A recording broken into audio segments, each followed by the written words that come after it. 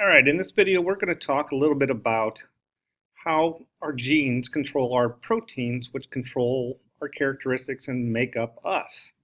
We're just going to do kind of a brief introduction in this first video. So what do genes code for? How does DNA code for cells and bodies? How are cells and bodies made from the instructions in DNA?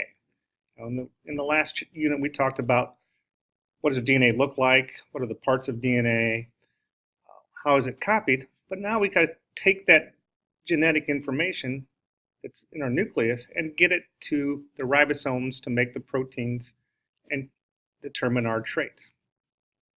So DNA is used to make proteins, which are used to make up cells, which make up our bodies. So that's kind of the process we're going to be talking about in this unit. So there's a very important idea, and it seems very simple, but it's a very profound idea, and it's called the central dogma. And it shows the flow of genetic information in the cell. So it helps us answer the question, how do we move information from DNA to proteins? So we start with DNA. We talked about the first part of the central dogma in the last chapter, replication. In this chapter, we're going to talk about how is DNA converted into RNA. That's called transcription. And then how is that information RNA used to make proteins? That's called translation. And then those proteins determine our traits.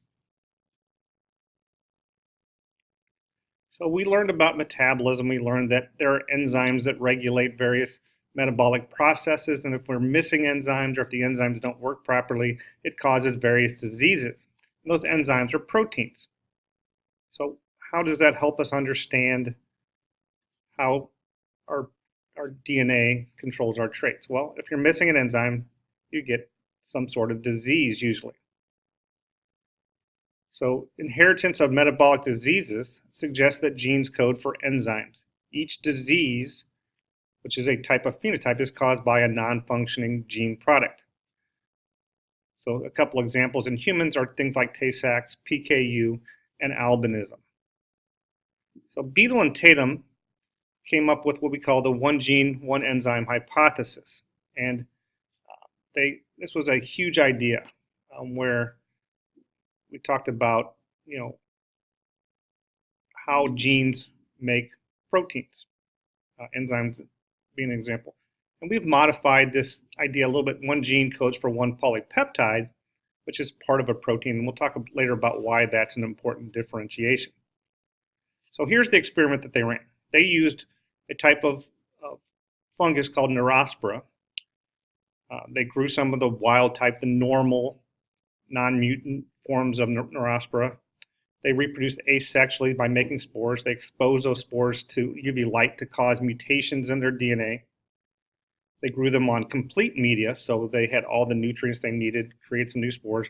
And then they took different spores and they grew them on different minimal media that was missing one of the key nutrients that they need to survive.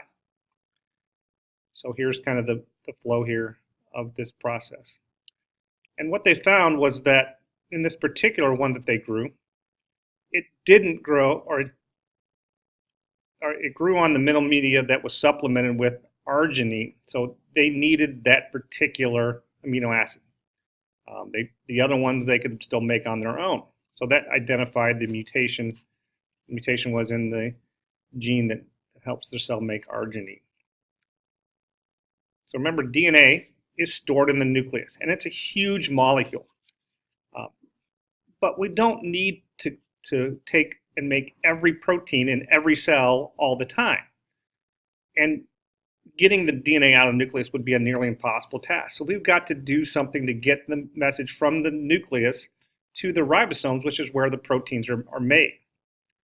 So the DNA is kind of like the blueprint for building a whole building, from things like the plumbing, the heating, the electrical, the foundation work, all of that stuff.